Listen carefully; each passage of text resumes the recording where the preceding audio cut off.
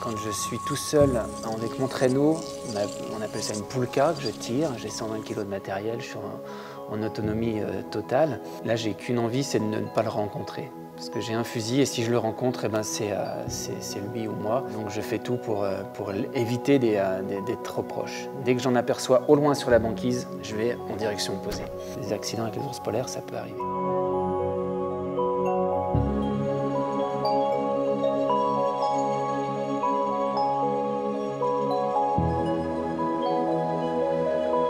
Toutes les images, dont celles qui sont en train de danser là, c'était à 80 degrés latitude nord, c'est très haut, au nord du Spitzberg, et depuis un petit bateau qui arrive à se faufiler entre les glaces, on peut être vraiment tout proche, à quelques dizaines de mètres parfois, sans risquer notre vie et sans même bien sûr la sienne aussi.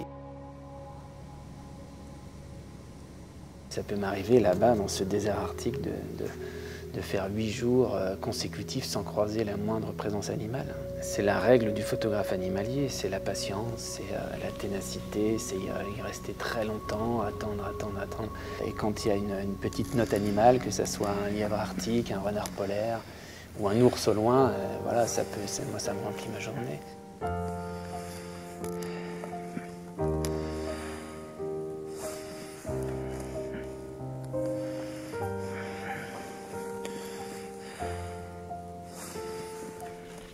C'est ça que j'aime dans ces endroits-là, et de ne pas se sentir le plus fort, de se sentir extrêmement vulnérable, fragile.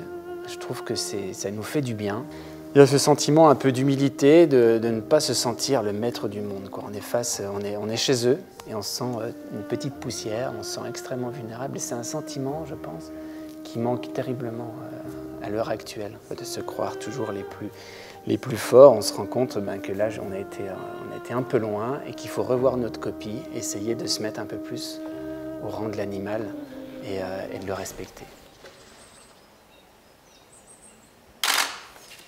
Moi, la chance que j'ai eue, c'est de grandir dans ces forêts vosgiennes très tôt, avec un père qui m'a ouvert les yeux sur la beauté de la nature et savoir vivre dehors.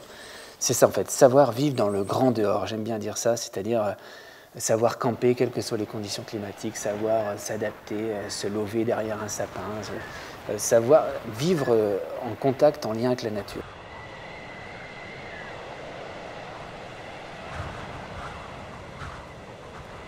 Ce que j'aime, c'est tenter d'être plus animal, c'est ça. C'est me mettre à leur place. Donc d'être très discret, d'être un peu comme un grand prédateur, comme une panthère des neiges ou un ours, être à l'affût et observer. Se fondre dans le milieu. On est aussi un grand prédateur finalement. On a changé de statut de grand prédateur, on est passé à grand destructeur. Et le fait d'être en contact avec ces animaux et je trouve que c'est utile. C'est vraiment utile pour se rendre compte que nous ne sommes pas les maîtres du monde.